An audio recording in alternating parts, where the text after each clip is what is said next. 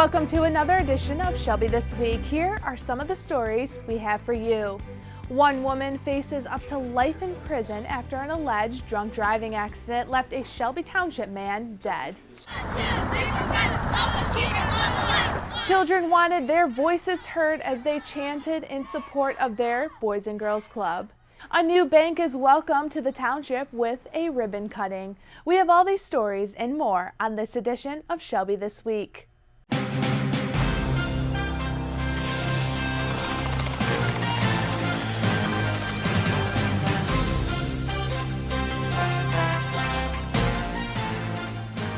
A woman faces second-degree murder charges after a 23-year-old Shelby Township man dies.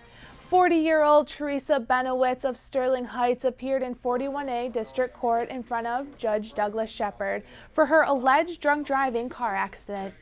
In the early morning of February 5th, Benowitz was driving her 2012 Toyota Sienna minivan on 21 Mile between Shaner and Hayes.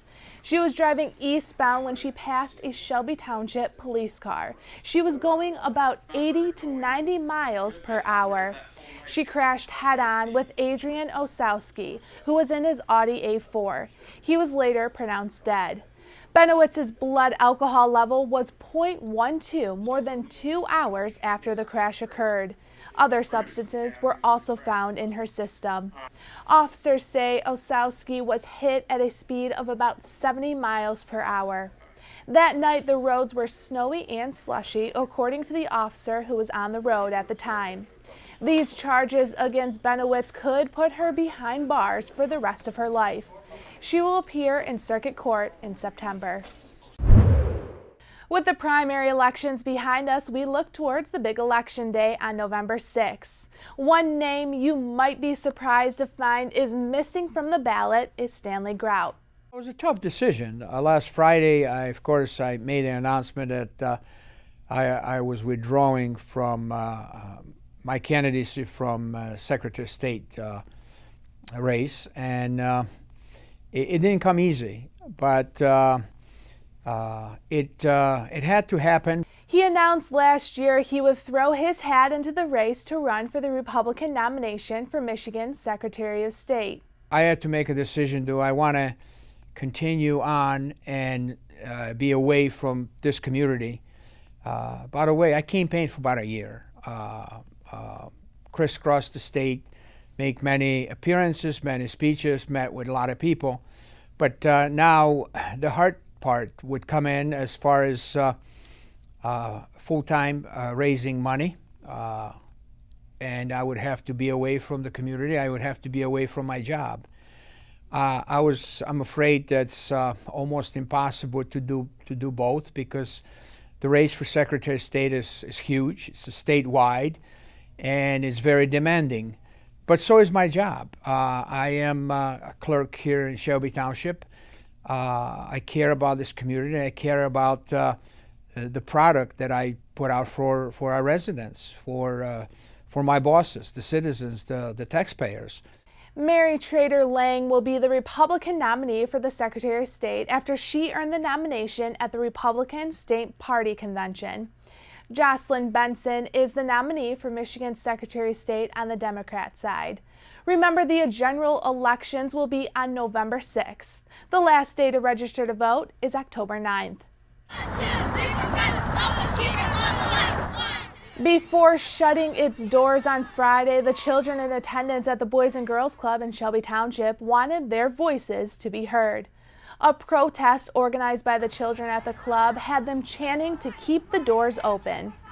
In an effort to save money, according to the leaders of the organization, they had no other choice than to close the doors of 2 of its Michigan locations.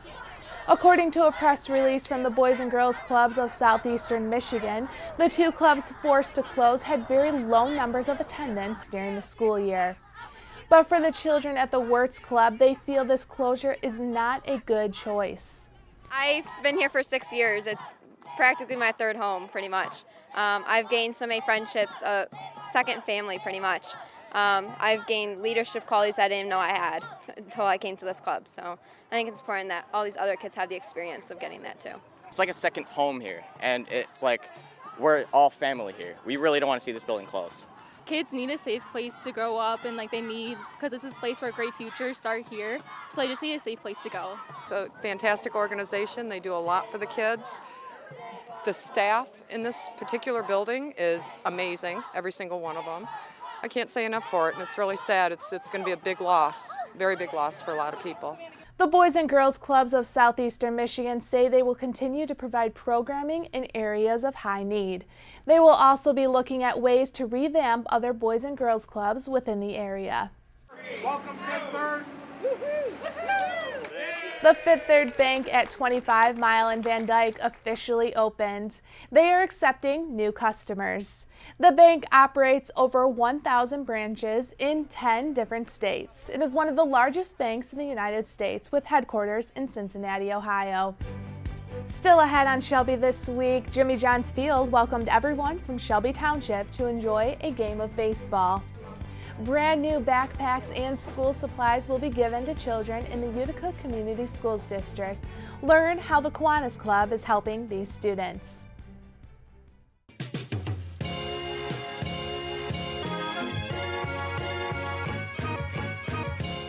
Dogs, puppies, good boys, and our best friends. There's no better way to bond with them than spending time outdoors. But when it's time for them to go, make sure you pick up their poop. It prevents germs from spreading and keeps the parks clean. Thank you for continuing to make Shelby Township a great place to live.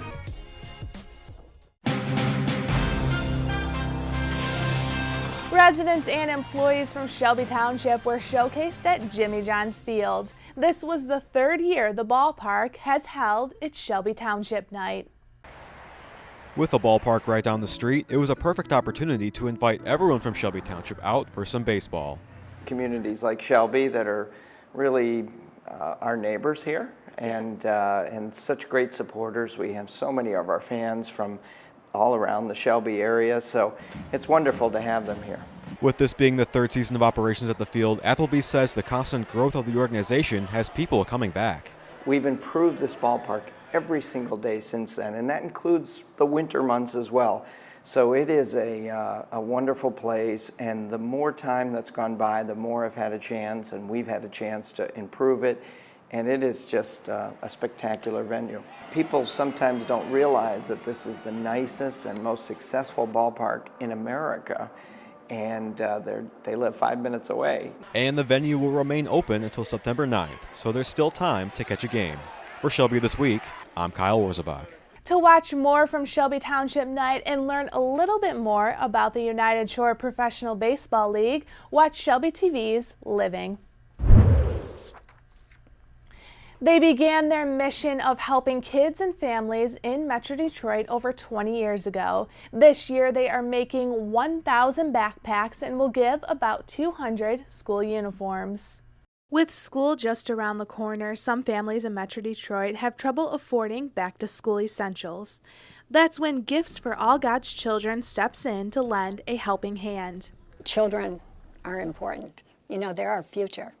And of course, these kids are not going to be able to get these kinds of things for themselves. So this is our goal. This is part of our organization. It's what we do. And it's a real blessing for us to be able to provide these things for the children. Since 2003, the group has provided thousands of backpacks to deserving kids. Each backpack comes equipped with pencils, crayons, markers, a ruler, and paper.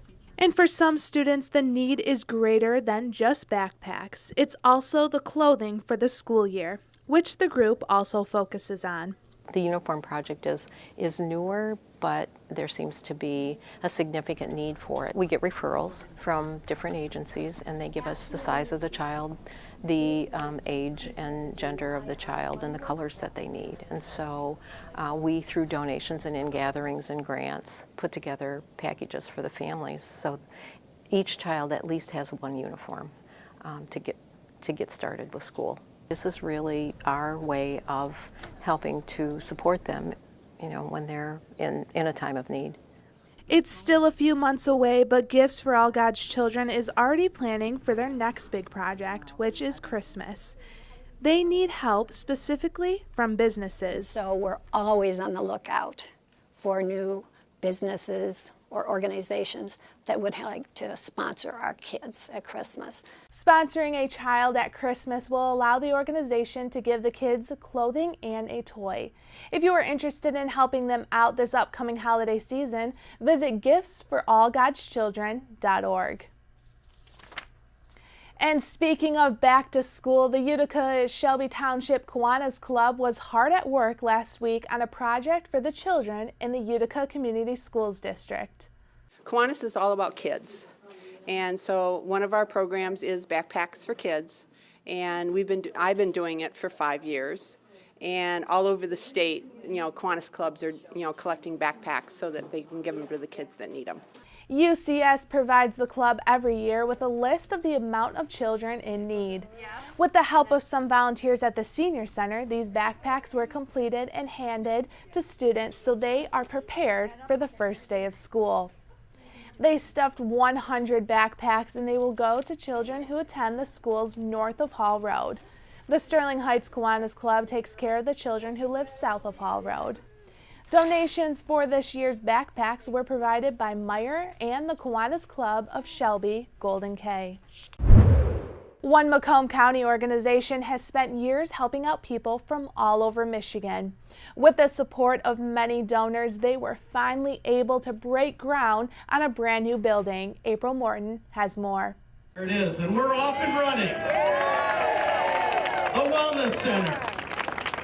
15 years in the making, a forever home for Maggie's WIGS for Kids finally coming to fruition. Since 2003, founder and CEO Maggie Varney has helped thousands of Michigan youth between 13 and 18 years old with hair loss due to cancer and other illnesses by providing them with quality custom wigs, all for free.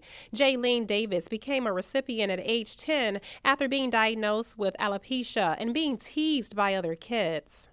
She giggled and said, "Wow, look at that freak." She proceeded to throw the wig across the playground and tell me to go fetch. That interaction broke me. It made my inner voice to become negative and belittling, and I began to see myself as damaged goods. That's until Jaylene met Maggie and received not only a beautiful wig, but also counseling through the Wellness Center. I was so defeated the first time I walked through those doors because I'd been told that I wasn't worthy enough to receive a hairpiece that made me look and feel normal again. And Maggie will attest to the moment I walked in and would not give her a hug, nor would I give her any eye contact. I was so shy and introverted and scared, most importantly scared.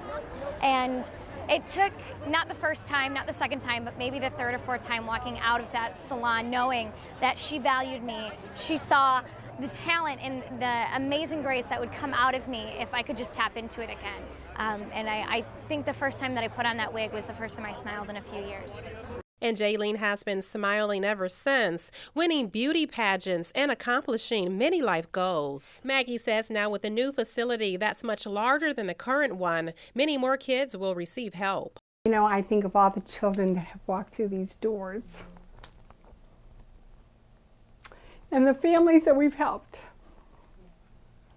But now we'll be able to double the amount of children we serve and expand our programming and help even more children. And Maggie says none of this will be possible if it were not for the generosity of local organizations and their biggest donors, Wayne and Joan Weber. And I'm grateful every day, you know, to serve these children and their families. For Shelby This Week, I'm April Morton. The new building will open within the next year. And don't forget, if you know someone in need of a wig, you can visit wigs4kids.org.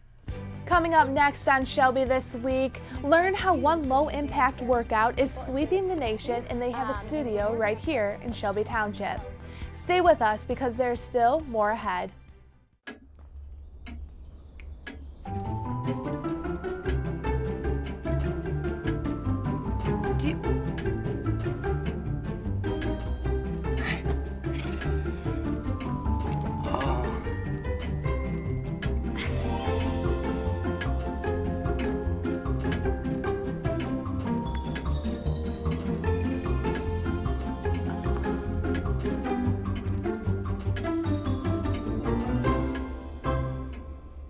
listen, you're my friend. I noticed you haven't really been yourself recently.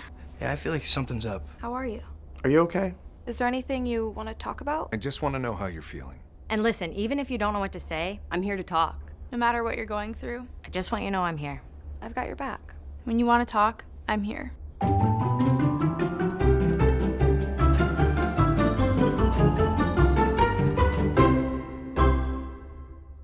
I tried Oxy at a couple of parties. I didn't know it'd be this addictive. I didn't know how far I'd go to get more. Opioid dependence can happen after just 5 days. Know the truth, spread the truth. It's a unique way to work out in a group setting. Pure Barre began in a small basement of an office building right here in Michigan. Now they have over 460 studios across the United States, including one right here in Shelby Township. Good for any age if you are looking for a new workout. Pure Barre opened its first Shelby Township location in March. So what is it exactly? It's Pilates-based workout, ballet-inspired. So we utilize a ballet bar, only a light set of weights, 2 or 3 pounds at the heaviest, a resistance band, and a ball. So each class is 55 minutes, full body workout, really low impact, but still high intensity. Hearing that it is ballet-inspired might scare some people away. However, Kristen assures Pure Barre doesn't expect you to be a dancer. People assume it's dancey, and we're more of an athletic approach to barre. So we don't use any terminology that only dancers would understand. We break it down step by step to get you safely and effectively into positions, and then guide you through by using musically driven motivational cues and choreography. These classes are designed for you to get a workout in, and they even encourage men to give it a try. One of our favorite classes here is we do a Bring on the Men class. So that's another common misconception is it's girly, but it's hilarious to get a group of guys in here and just watch the women like sail past them during class. So it's awesome. With a variety of classes every day, there is plenty of opportunities to stop in. Kristen's one piece of advice for anyone interested. Try it. You can give Pure Barre a try any day of the week. Your first class is always free, and they have a monthly special packages for new members. For schedules, visit purebarre.com. Summer may be almost over, but that doesn't mean the outdoor activities have to end anytime soon. Recently, myself, along with reporter Kyle Warzebach, visited a fun outdoor adventure right in our own backyard. I'm joined alongside Tom from the Go Ape Treetop Adventure here at Stony Creek Metro Park. And Tom, Courtney and I just finished going on the zip lines and all the treetop stuff, and it was a lot of fun. Tell us about the experience that you had here so far since you guys opened last year. Yeah, it's been great. I had a great turnout. We're right by Stony Creek Lake, so it's a beautiful setting, lots of oak forest. So come fall, all these leaves will be changing colors. So we've had quite a few thousand participants through the course, and we did over 7,000 our first season. We have state-of-the-art equipment that people really enjoy using. It keeps them nicely locked in and safe on the course, and there's a lot of fun to be had up in the trees. When we were on the course, it was pretty challenging, like even for someone that's physically fit like me and Courtney. What can people expect when they come here? I think that's just it, a good physical challenge. We want people to feel safe and be able to navigate the course safely and securely, which they're able to do, but we do want them to feel a sense of accomplishment at the end. And overall, what do you want people to gain out of this experience at Go Ape? So Go Ape gives you an opportunity to really test your limits, whether it be a fear of heights or, again, those physical challenges. So we want people to be able to trust in themselves that much more, that they're able to accomplish things that they didn't know that they were able to do before they came out today. And summer is almost over, but you guys remain open in the fall. How much longer are you guys open? We'll go to the end of October, so we have lots of weekends up ahead. Again, these leaves are going to start changing colors here shortly, so it's by far the best time of year. The temperatures get into those nice low 70s and high 60s that really make it a fantastic adventure. To book your adventure at Go Ape, go to goape.com and find the Michigan location. All 10 to 15-year-olds must be supervised by an adult, and be sure to wear closed shoes and a hair tie if necessary. For Shelby This Week, I'm Kyle Warzebach. That's all we have for this edition of Shelby This Week. Remember, you can always watch us online or on Facebook. Just search Shelby TV. Here are more scenes from our Go Ape adventure at Stony Creek. Enjoy, and thanks for watching.